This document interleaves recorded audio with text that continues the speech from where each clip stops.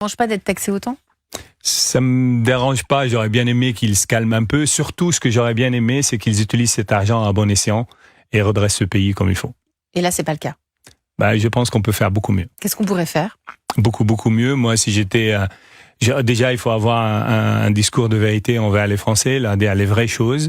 Dire aux Français qu'on va travailler à 60 ans, alors jusqu'à 60 ans, alors que on meurt à 87, c'est quand même quelque chose qui est incroyable.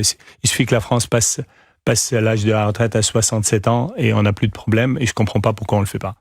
Donc c'est une histoire d'âge à la retraite, par exemple? C'est la réforme structurelle majeure qui peut changer le pays de tout enfin vraiment de rien à tout.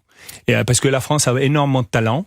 La France qui bouge, j'en ai un exemple de ce que on peut sortir comme talent dans ce pays. Et il faut vraiment donner à l'écosystème français, qu'on le dope comme il faut, qu'on arrête de mettre une pression fiscale folle sur les gens, et surtout il faut que pas tous les ans changer le système. Et en fait, ce qui est très très dangereux en France, c'est pas les impôts, c'est le changement du système fiscal tous les ans, aucune stabilité fiscale, ce qui fait peur aux investisseurs, ce qui fait fuir nos jeunes.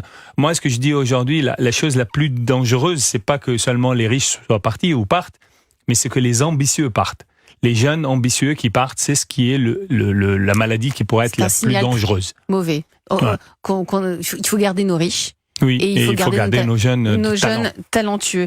Vous avez dit, Jean-Michel Caram, que la France, c'était un paradis. Je vous ai entendu dire ça. Oui. C'est toujours le cas?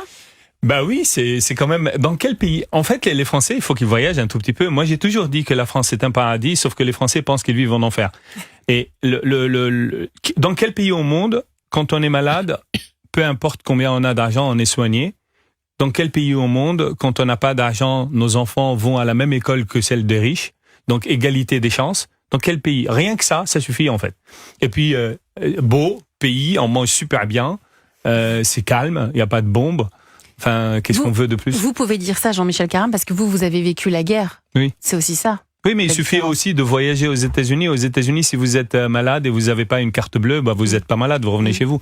C'est simple dans tous les pays. Aux États-Unis, les fils des riches vont au MIT, à Stanford, à Berkeley, etc.